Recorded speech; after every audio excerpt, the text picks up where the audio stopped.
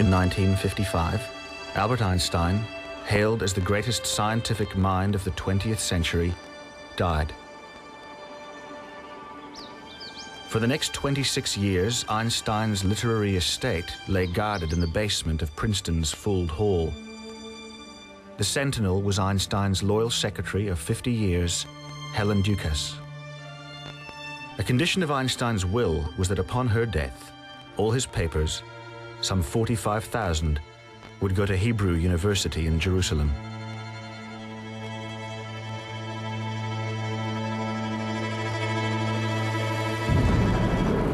It was a dark and rainy night in December, and I happened to be just coming out of my office on my way home, and I saw this convoy of trucks drive up to the Institute, and some heavily armed Israeli soldiers with them. Then they rushed up the stairs, and big boxes began coming down the elevator, and the soldiers began loading them onto the trucks. So I knew what was happening. It was the archive being carried away, and that was it. And the next day they were in Jerusalem. Buried deep within these vast archives was an unpublished manuscript. This led to the discovery of secret love letters written by Einstein to a first wife, who was also a physicist. When finally made public at a major North American science convention, the content of these letters rocked the international science community.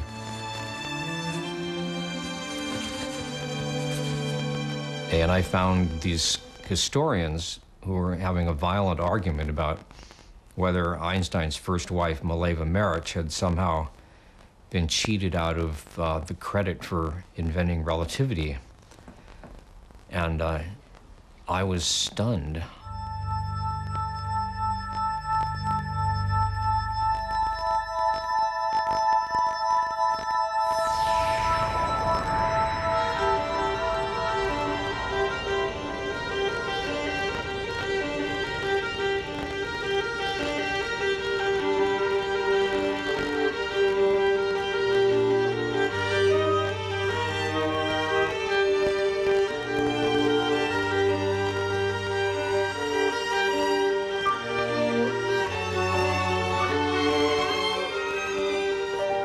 I don't think the structure of the human skull is to be blamed for man's inability to understand the concept of infinity.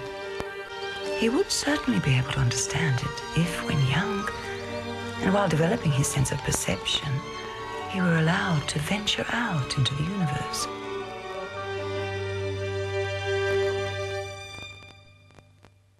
Mileva Maric was born on the 19th of December 1875 in Hungary, in the small town of Titel on the outskirts of Novi Sad.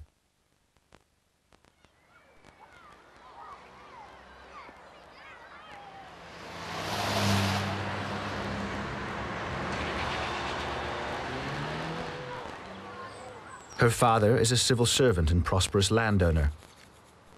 Mileva, born with a congenital dislocation of the hip, is painfully shy, but exceptionally gifted. A teacher tells her father, "Watch that child. She is a rare phenomenon." She must have been, in many ways, a very remarkable young woman coming from a sort of backwater area of the Balkans, Vojvodina, which at that time was part of the Austro-Hungarian Empire. She had the encouragement of her father, and it seems very often at that time that there had to be a father who was pushing for a young woman to get advanced education. Her father gave her the best education possible in Serbia at that time. Miloš obtained special permission from the government for Mileva to attend the all-boys Royal Classical Gymnasium in Zagreb. Here she is able to study mathematics and physics, subjects not available to young girls.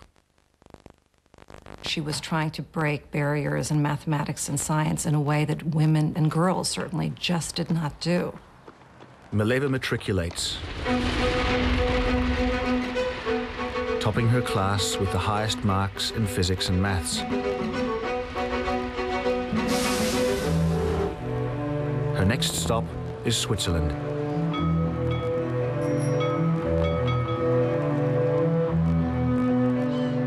women were not admitted to most universities in Europe. So Zurich was one of the few options she had.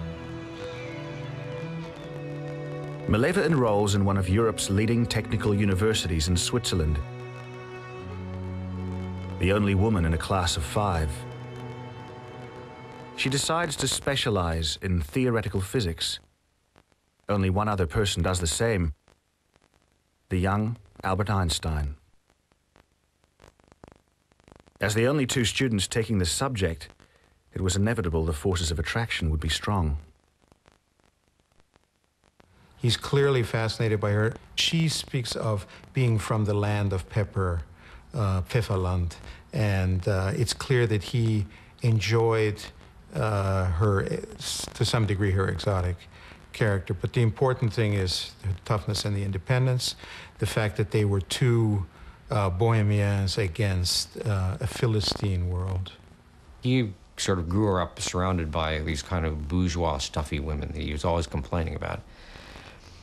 And well, fluffy people. So suddenly, here was this woman, Mileva, a serious intellectual science student, and he'd never seen anything like this before. It is a time of great intellectual ferment in the world of physics. The marvel of electricity is new to the world. Big business is pouring money into research institutes. The race is on to discover the laws of natural phenomena. Electricity at the turn of the century was sort of like computers are now. It was the hot new technology. Everybody wanted to be a player. Everybody wanted to use it and make money out of it. Nobody actually knew yet exactly what it was. They didn't know what matter was made out of. They didn't know what light was. And because Einstein's family was in the thick of it, because his father and his uncle had an electrical business in Munich, and then they moved it to Italy. And so Albert was very much involved. He grew up surrounded by this hot new technology called electromagnetism. It is not until the latter half of the 19th century that electricity and magnetism are vigorously pursued in the laboratory. What is it that makes the compass needle point north? Is electricity a fluid? Science is going beyond Newton's theory of gravity, of solid objects in space, into a world of invisible forces that nobody can explain.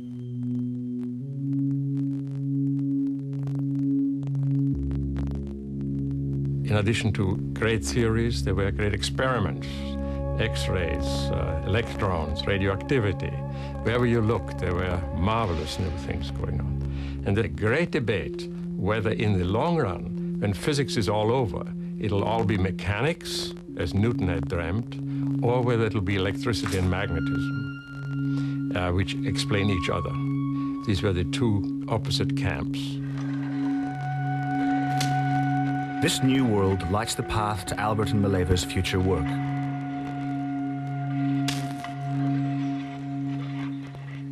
She had many of the same labs and had much of the same coursework as Einstein.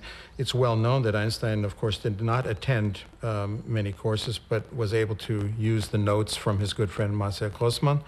And my view of Mileva, that she was a much more orthodox student in that she did attend classes, and however successful or not, she was. She took her coursework very, very seriously, as she took everything very seriously.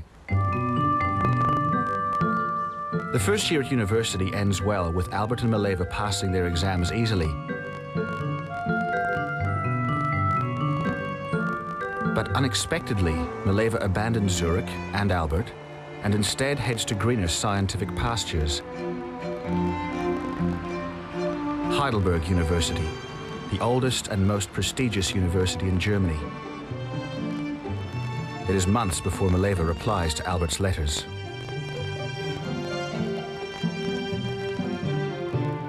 Mein liebster Albert, it's been quite a while since I received your letter, but you said I shouldn't write until I was bored, and I am very obedient. I waited and waited for boredom to set in, but until today, my waiting has been in vain. At Heidelberg, Mileva studies with one of the great pioneers of quantum physics. Working mathematically, Lenard is attempting to prove the existence of molecules. Philippe Lenard was probably the leading German experimental physicist of the time, and he had done a very interesting experiment. He shined ultraviolet light on a piece of metal and found that electrons would bounce out of this metal. This is called the photoelectric effect. Mileva is enthralled and keeps Einstein abreast of this brave new world. It really was so enjoyable in Professor Lenard's lecture yesterday. It seems that oxygen molecules traveled over 400 meters per second, and the good professor set up equations, differentiated, integrated, substituted, and finally showed that the molecules in question do move at such a velocity, but they only travel the distance of a hair's breadth.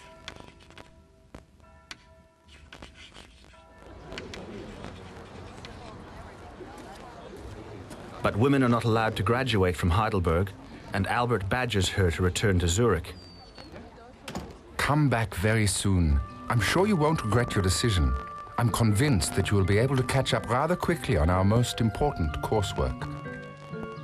When Albert and Mileva really were publishing, they took the data that Professor Lenard had developed and developed a theory which forms part of the foundation of quantum mechanics.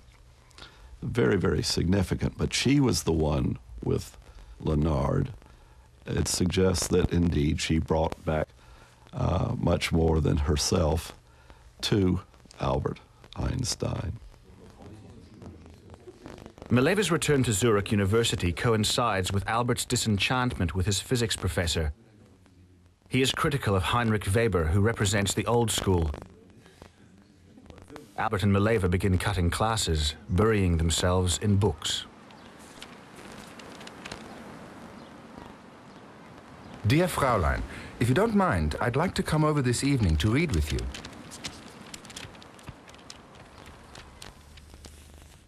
Mileva and Albert are keen aspirants to the more radical ideas. They are trying to solve the puzzles of the universe in mathematical form. Amongst the new breed of physicists being read by them are Michael Faraday and James Clerk Maxwell. Faraday intuited, being a person without much mathematics, that the way to think about much of physics is to think in terms of fields, in terms of lines of force, both electric and magnetic ones. And that's an idea which Maxwell takes seriously, for the first time being really taken seriously. Maxwell put the equations that described electricity and magnetism together and found out that they could combine as a wave, and predicted that light was actually a wave, and that it should travel at a certain speed, and that radio waves, light waves, were all the same phenomenon. And Einstein came onto the scene, and he was very taken by Maxwell's theory, and he studied it on his own because it was not taught at the Polytechnic where he went to college. Electromagnetism was too avant-garde. A new chapter in physics is being written, and Mileva and Albert work together constantly, relying on their keen and open minds, where pen and paper replace the laboratory.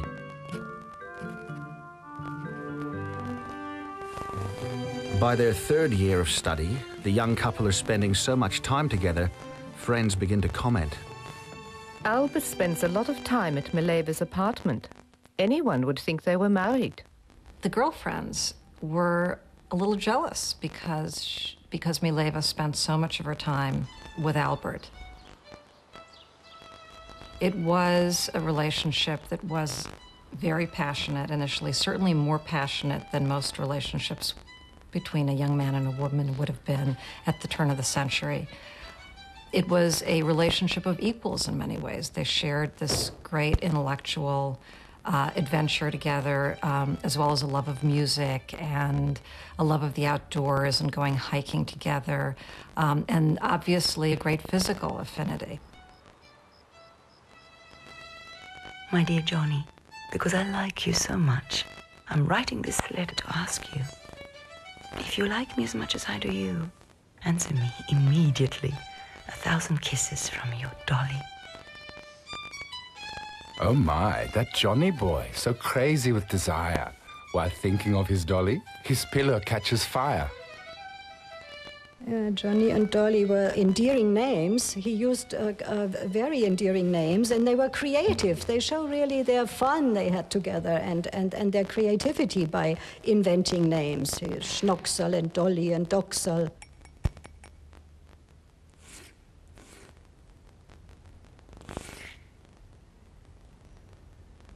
The cramming proceeds slowly. Can I also ask you to leave your notebook on heat theory with Frau Markwalder? I want to look up a few things. Your Dolly.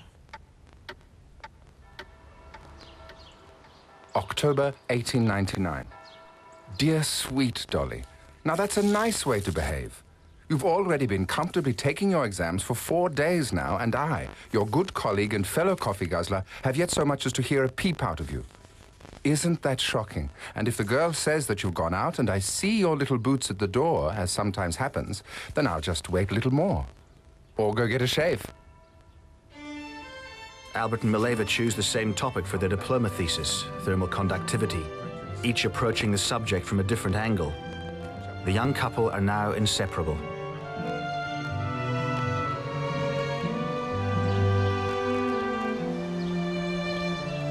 My dearest Johnny. Dearest Dolly. Your doll.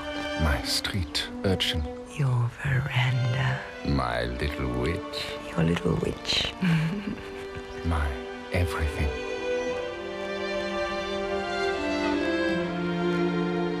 Mileva writes to her closest girlfriend, Helena Kaufler. He is my only companion in society, and I am happiest when he is beside me. And she shares the latest news about her studies.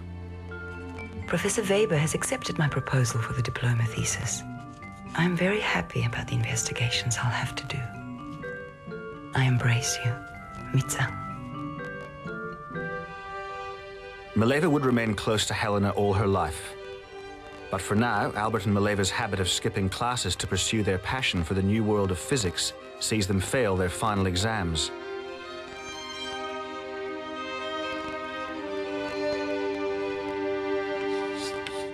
But the Board of Examiners round Albert's mark to a pass. When we say that Einstein got through with 4.91 and Mileva did not with 4.00. Because first of all, you would get through today with 4.00, it would correspond to C.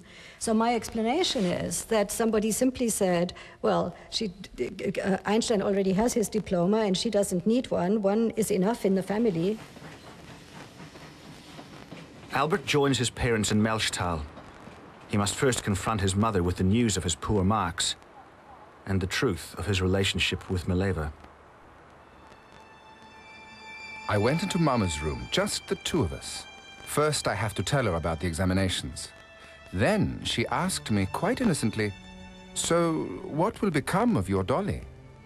"My wife," says I, equally innocently, but prepared for a real scene. This ensued immediately. Mama threw herself on the bed, buried her head in the pillow, and cried like a child. She then switched to a desperate offensive. "You are ruining your future and blocking your path through life. This woman cannot gain entrance to a decent family. If she gets a child, then you'll be in a pretty mess." At this last outburst, my patience finally gave out. I rejected the suspicion that we had been living in sin with all my might, and scolded her properly. "If only I could be with you soon again in Zurich, my little sweetheart. Colossal kisses from your Johnny." Alas, these don't seem to be very favorable for me. Do you think she does not like me at all? Did she make fun of me really badly? Do you think she does not like me at all? Einstein's mother thought there were absolutely no redeeming qualities to this relationship. Mileva was entirely unsuitable to be a wife. She was not attractive, she was lame, she was, as the mother said, a book, and you deserve a wife. she said to her son. And she was not Jewish. And it was fine for him to kind of hang out with her while they were students, but the fact that he was this nice Jewish boy was actually going to marry that slut from Hungary was just unconscionable. With degree in hand, Albert qualifies to teach secondary school, but the duo crave the academic world. For this, they require a doctorate. Mileva is given permission to retake her diploma exam and study for her PhD. 19th of September, 1900. Dear Dolly, you must continue with your investigation. How proud I will be to have a little PhD for a sweetheart. But Albert faces real financial difficulties. He must find some way of earning money to be able to continue his studies, and no professor, least of all Weber, will employ him. Adding insult to injury, Professor Weber offers Mileva the position instead. With Weber, we must try to get on good terms at all costs, because his laboratory is the best equipped. It is Mileva's access and good standing with their professor that keeps their private research alive. As well, Mileva's father supports her financially. The household survives on the patronage of these two men and is fueled by coffee, music, and physics. We will try to get some empirical data on the subject of capillarity. If this yields a law of nature, we'll send the results to Weidemann's Annalen.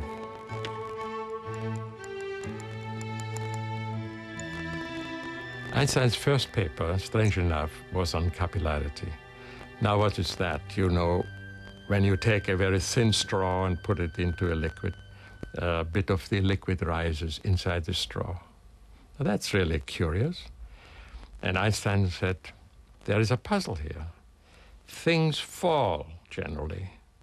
They don't rise by themselves. Is there something in nature which makes a difference between the general affairs and what's going on in a thin straw? It can't be. I must find a way of understanding both together. So his first paper was on that subject, to try to explain capillarity, when everybody else who needed a job was working on X-rays, on electrons, and radioactivity, and all the things which get you jobs. No one could get a job is capillarity. The publication of this paper is their first major academic achievement. But the extent of Mileva's contribution continues to be contested. It's very conceivable that Mileva had input on the paper on capillarity. That, of course, has nothing to do with special relativity. But I think it's fair enough to say that Mileva contributed, could conceivably have contributed to this very first paper of his. Early in 1901, the idyllic days of Zurich are drawing to a close. Albert's parents order him home to search for a job. He reluctantly leaves, but writes constantly to Mileva, confident their research will bear fruit.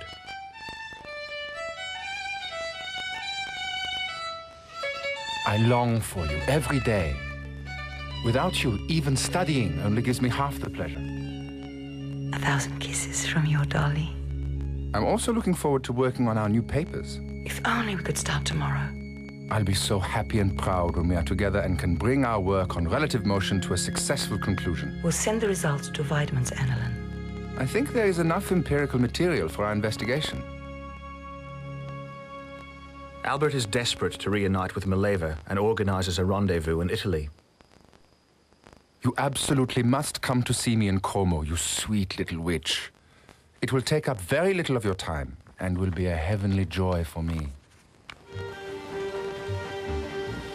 On the 5th of May, I went to Como, where a certain person waited for me with open arms and a pounding heart.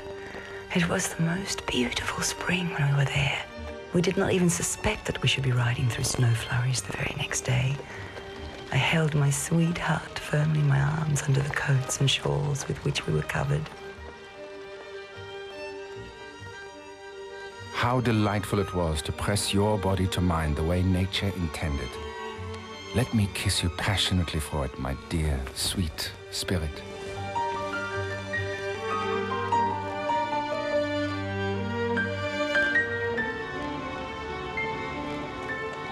Albert leaves to take up his teaching position in a small town in Switzerland not far from Zurich, while Mileva returns to university to retake her diploma examination. But all is not well. Cheer up and don't fret. You are my best and dearest sweetheart, come what may. Mileva is pregnant. Suffering severe morning sickness, she is terrified of discovery by the examining board. Against the odds, she fights on, but fails the same subject, theory of functions. She withdraws her dissertation and returns home to Hungary to face the music. It must have been utterly devastating, and even her parents, who had been very supportive of her as a young, promising student, must have been appalled. And that disappointment would have been the ultimate injury to Mileva.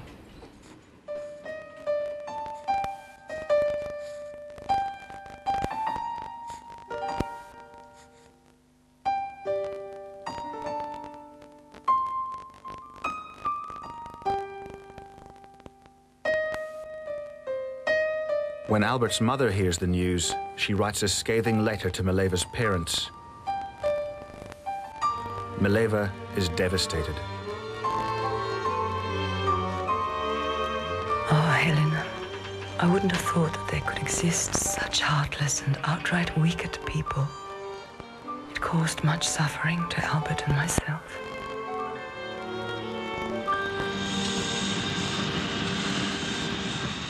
Fearing his mother might drive a wedge between them, Mileva travels for 3 days to see Albert in Schaffhausen, Switzerland.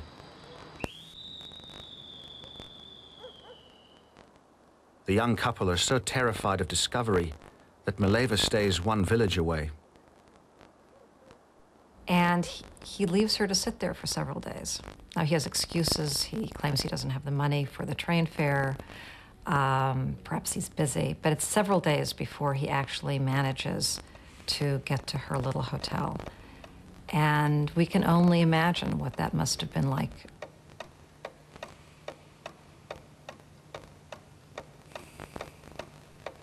My dear naughty sweetheart, now you're not coming tomorrow again.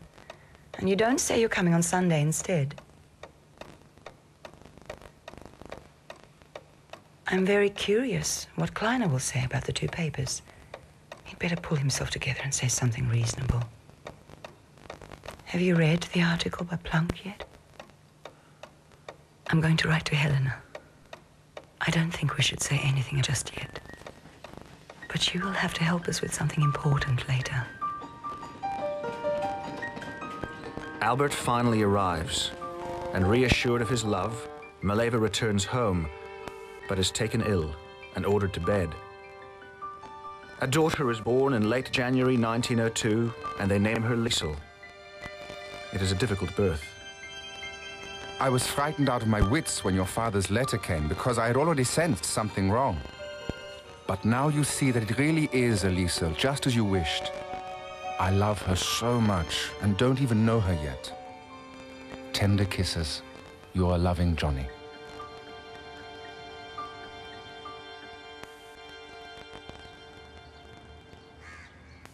Supremely confident, Albert throws in his teaching job and moves to Bern in Switzerland. While waiting for a vacancy to come up in the patent office, he advertises as a tutor to help pay the bills. His friends are soon in town, and he starts discussing plans for his doctoral thesis, an action which obviously threatens Mileva. My little sweetheart, don't be jealous. What are they to me compared to you? I long for you every day. The one option she had once she failed the second round of exams, and failing the exams as a pregnant woman, was the relationship with Einstein, because here she had a partner with whom she could not only talk science, but do science. My dear sweetheart, the only problem that still needs to be resolved is how to keep our Liesel with us.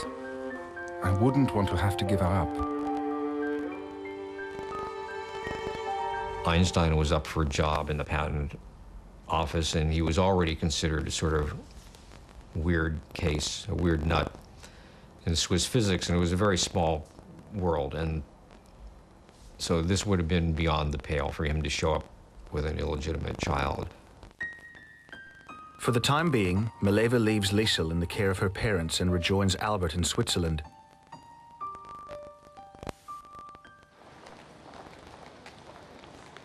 In July 1902, Albert starts his job as third-class examiner in the patent office. Within 6 months, they marry.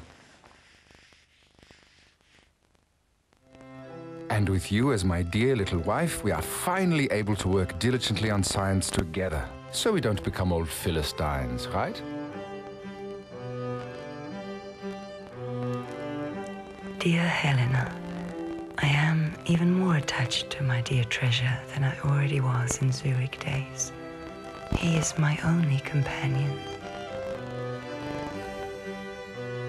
The Einsteins settle into a comfortable routine, both working. Albert at the patent office and Mileva at home. They hold regular evening meetings with friends interested in science, calling themselves the Olympia Academy. It is part dinner society, part debating club. One of the members, Maurice Solovine, writes, Mileva would sit in a corner during our meetings, listening attentively. She occasionally joined in. I found her reserved, but intelligent, and clearly more interested in physics than housework. Over the next 5 months, the Einsteins published 2 more papers in Germany's most prestigious scientific journal, the Annalen der Physik. But their success is tempered when they learn Liesel is suffering from scarlet fever. Mileva leaves immediately for her parents' home. Ironically, on the journey, she discovers she is pregnant again.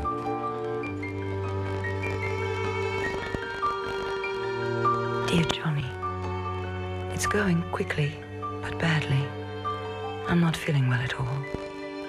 What are you up to, little Johnny? Write me soon, okay? Your poor Dolly. I am very sorry about what has befallen Liesel. It's so easy to suffer lasting effects from scarlet fever. If only this would pass. As what is the child registered? We must take precautions that problems don't arise for her later.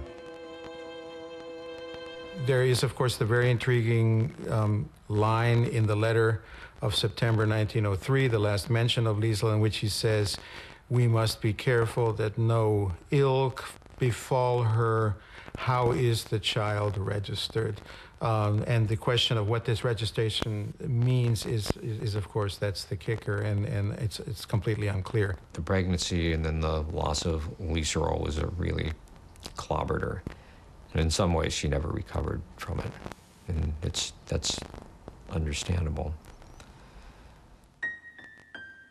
For me, the fate of Liesel is part of understanding what happened to Mileva at a critical period in her life and in her relationship to Einstein. Some believe Liesel survived scarlet fever, others that she is adopted. But there is another possibility, that Liesel is taken into the home of Mileva's close girlfriend, Helena Kaufler. I have about, I think, 70 letters from Mileva Maric to my grandmother, written for 40 years. And my mother, Julka, the daughter of Helene, said to me once, you know, there are in this correspondence some things that it is better that nobody don't know.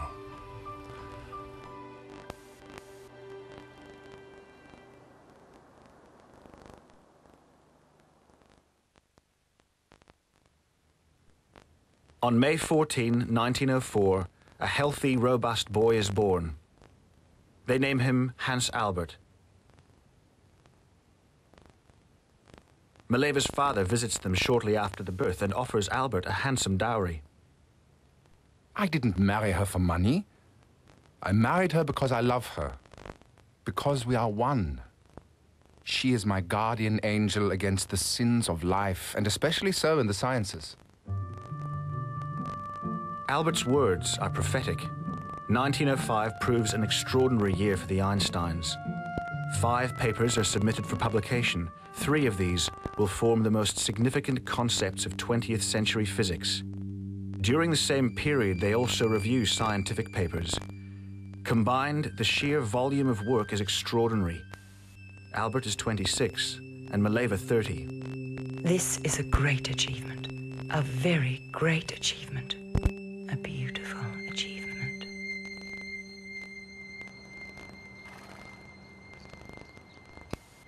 The young Einstein family visit Mileva's parents in Novi Sad, Albert for the first time. It is a much-needed break. Yet, Albert and Mileva continue to work on a particular problem. It is very possible that they debated about that what is now well known as a formula E equals mc squared.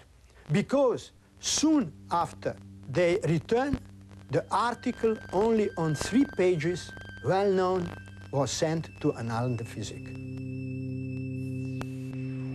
These pages would contain the most eloquent and powerful equation ever produced in the world of physics.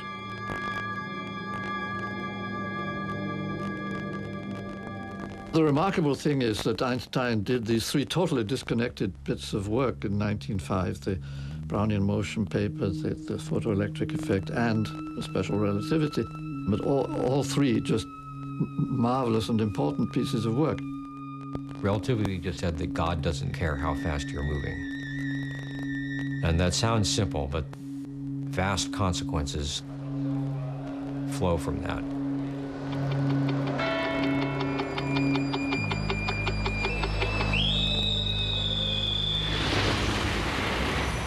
It means the clocks can speed up and slow down.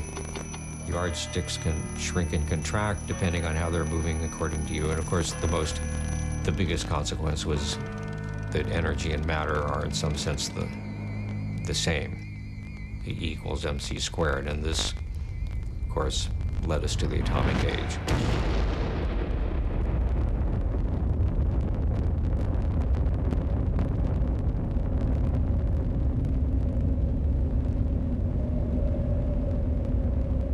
There is the question of, could he have done all of this work as well as holding his job all by himself with no additional help? He seemed very often to need to think out loud, to express his ideas, to clarify his own ideas by speaking to somebody else about those ideas. And Mileva Maric was pretty clearly the first person who played that role. And in many ways, it was a crucial role, but it is the role of a sounding board which resonates with something that is imposed on it, doesn't create anything. And that's what I think the word sounding board means, something that's sympathetic and can pick up the frequency and sound it back, but doesn't create anything. What are the facts? The facts are that there are about a dozen statements in Albert Einstein's own hand stating that they were collaborating on our theory, our work on the relative motion. Further evidence of Mileva's collaboration emerges from an unexpected source. Desanka Trubovich, the first biographer to write about Mileva Maric, learns that Abram Yoffe, a renowned Russian scientist, cited both Albert's and Mileva's name on the original manuscripts submitted for publication in 1905. It was a little bit complicated to get the microfilm from the Library of Moscow, and so I watched around in the ETH to find the machine, the reading machine. And we have been sitting, my mother and me, sitting on this machine, turning page after page, and she has been, of course, nervous, waiting to find exactly that. And myself, who speaks Russian, I have found it. I said, well, here it is, on the page 57. What Trubovich means in her analysis, where she says that that they wrote the electrodynamics of moving bodies together, the special relativity, and where she gives a very elaborate story about how Joffe saw the manuscript with the names Einstein-Maric. I don't believe this story, and when we looked in the for the Joffe reference, we never found it in the Russian original. It is exactly this place here, the signature, double signature Einstein-Maric, and then in breaks here Maric, that was the family name of his first wife. From January 1903, they were together day and night. That's 2.5 years, but before then they were together for years, 5 years, 6 years, in close contact. To me, it's simply plausible that there was a collaboration. Hans Albert told me that his mother and father used to work at the same table. They debated, calculated, and read and write about science problems. But the question remains, why was Mileva's name removed when the papers were published?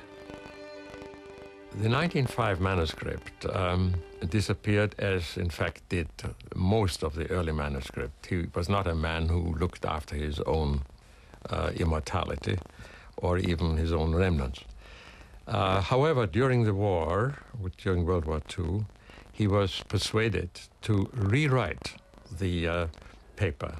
And Miss Dukas sat down and dictated it to him in order that it then be auctioned off for war bonds. And she told me the story that he refused to write it that way because he said, I could have said it much more conveniently. And she said, no, no, no, you must write it just the way you did before. 9 years after completing his degree, Einstein is offered the position as Professor of Theoretical Physics at Zurich University in 1909. He has come full circle. Dear Helena, Albert now belongs to the circle of the most outstanding physicists of German origin. I'm very happy about his success, which he really deserves. I never miss the opportunity to listen to his lectures. Indeed, Mileva actually prepares some of Einstein's lectures.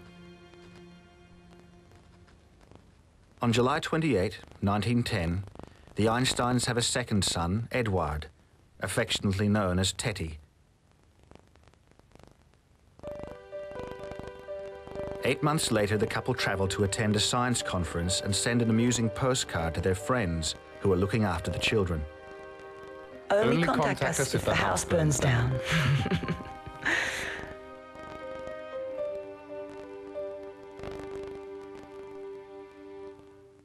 Sadly, this would be the last of their happy times together. Albert's rise to fame takes its toll on his personal life.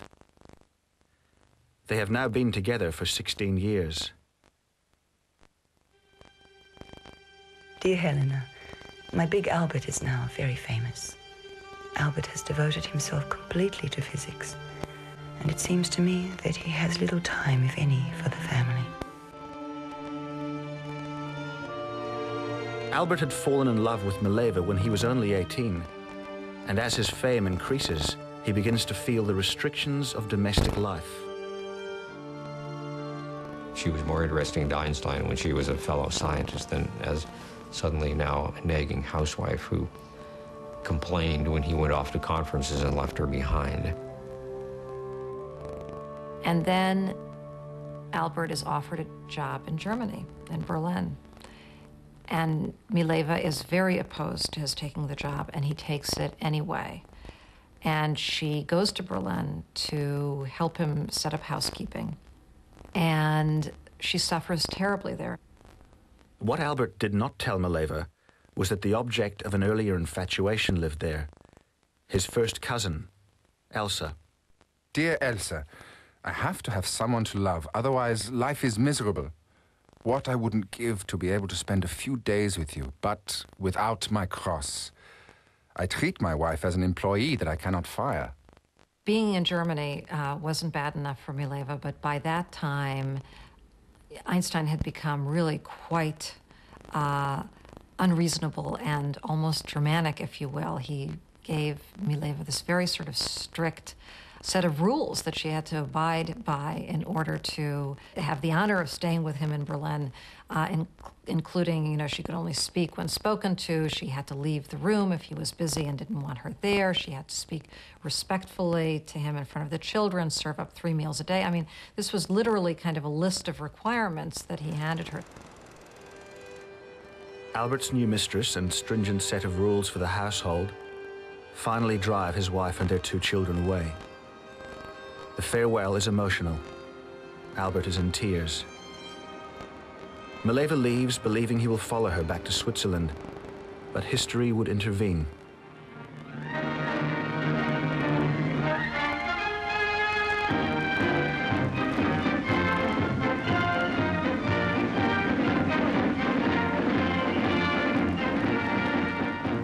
Separated by World War I, Mileva suffers severe financial difficulties trying to raise the 2 young boys alone in Zurich. She is only 39, but her health begins to deteriorate.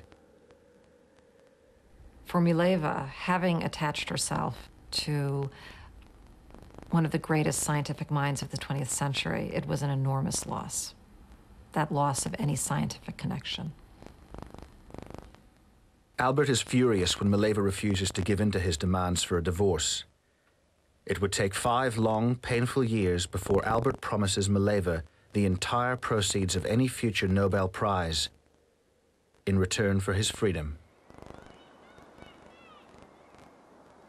When Albert is awarded the prize in 1921, Mileva buys an apartment building in Zurich. He tried to keep the fact that he had given the Nobel Prize money to her a secret. He even went to the extreme of transferring the money from the Swedish krona into German marks, and then from there into Swiss marks, which meant an extra sizable loss. I'm not sure which took longer, the war or my divorce. But Albert's hard-won freedom is short-lived. Just months after the divorce, he marries Elsa. In time, he visits Mileva and his maturing sons frequently. I am sending the boys a collection of Brazilian butterflies and, although somewhat difficult to transport, some cacti for you. The years of bitter acrimony are over, and Mileva and Albert would correspond for the rest of their lives. Thank you for the photograph. The good ship Portland brings a distinguished German visitor. In 1933, Einstein, with Elsa and secretary Helen Dukas, arrive in the United States. With the doctor is Frau Einstein, who takes care of them as though he were a baby. Princeton University offers the Nobel Prize-winning scientist the position of research professor at the newly created Institute for Advanced Study. He accepts and will never return to Europe. As Einstein begins a new life in America, his youngest son, Eduard, is diagnosed with schizophrenia.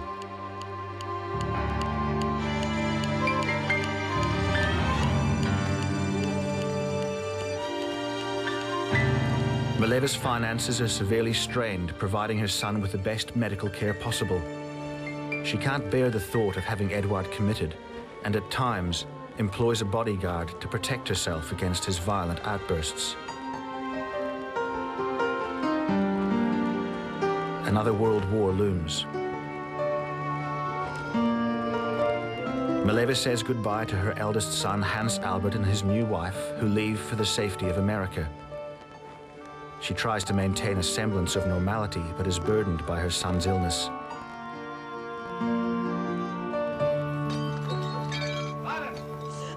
In 1948, Eduard has another violent episode.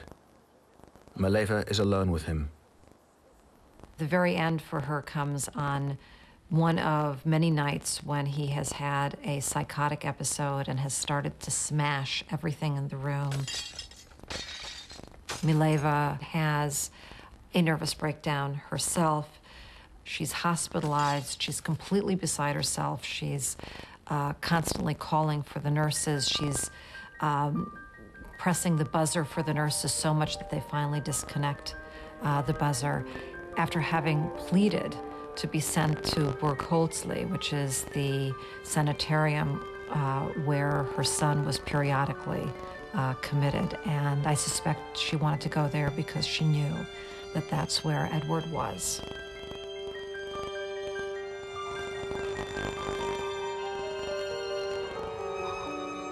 Suffering a series of strokes, Mileva dies alone 3 months later, in August 1948.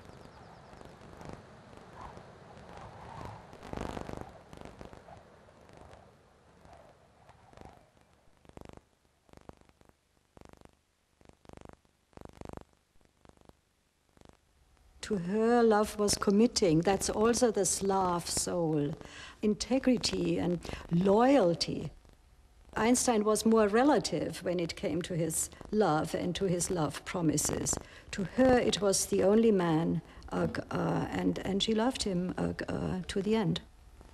She confided her disappointment with the human side of Albert Einstein. She said she's like a shell, and Einstein is a pearl in the shell.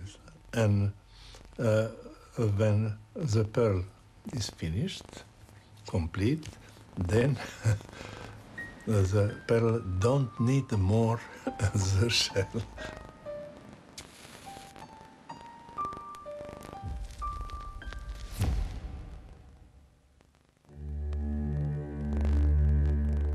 Mileva is my guardian angel against the sins of life.